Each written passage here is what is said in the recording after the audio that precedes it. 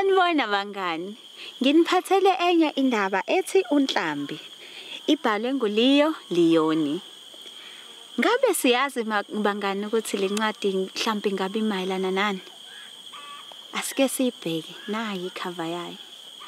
Hayi, asike siqhubeke ke sizozwa ukuthi ikhuluma ngani. uNhlambi. Sawubona Dre.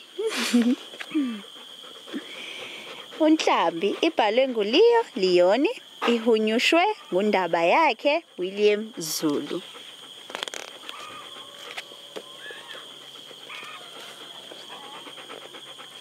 Iqulo lezinhlanzi ezincane ezazijabule lalihlala engxenyeni ethile yolwandle. Zonke zazibovu, ngeyodwa kuphela eyayimnyama njengegobolondo lembaza. Yayichuza ngokusheshsha kunabafowabo nodadewabo. Igama layo kwakunguNhlambi. Yebo bangani, uNhlambi igama lalenhlanzi le emnyama.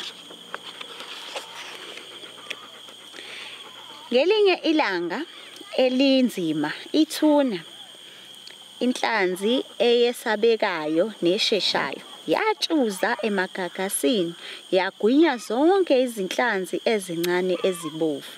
uNhlambi kuphela owasindayo.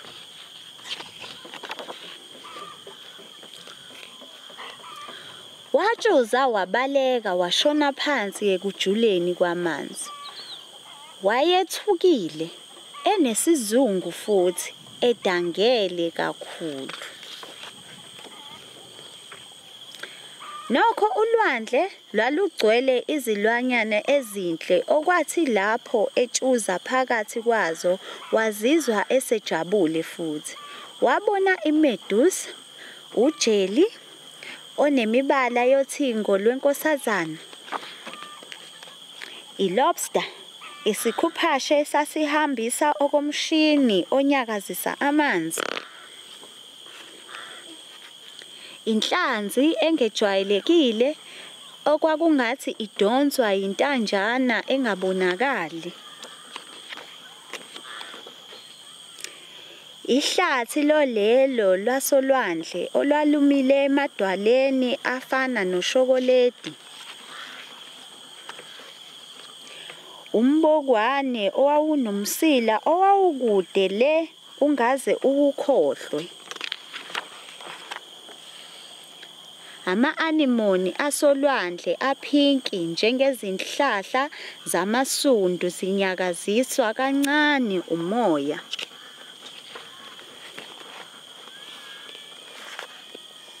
Kusenjalo ethunzini lamadwala nolele, wabona iqulo lezinhlanzi ezifana naye. Wozani sijuze sidlale sibone izinto, esho uNhlambi ejabule. Angeke, kwasho izinhlanzi ezibovu ezincane. Izinhlanzi ezinkulu zizosidla sonke. Kodwa ngeke nihlale nilele nje lapho, kusho uNhlanzi. Kufanele sicabange okuthile. uNhlambi wacabanga, wabe esethi ngokushesha, "Ehhe, ngalithola iqhinga. Sizotshuza sonke ndawonye njengenhlanzi enkulukazi olwandle."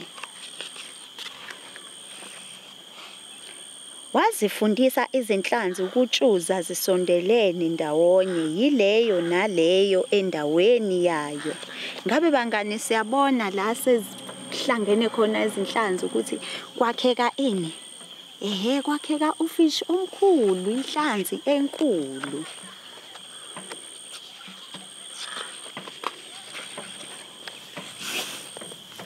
Kwathi lapho sezifundile ukutshuza njengenhlanzi eyodwa yenkulukazi, wabe esethi, "Ngizoba lihlo lenu."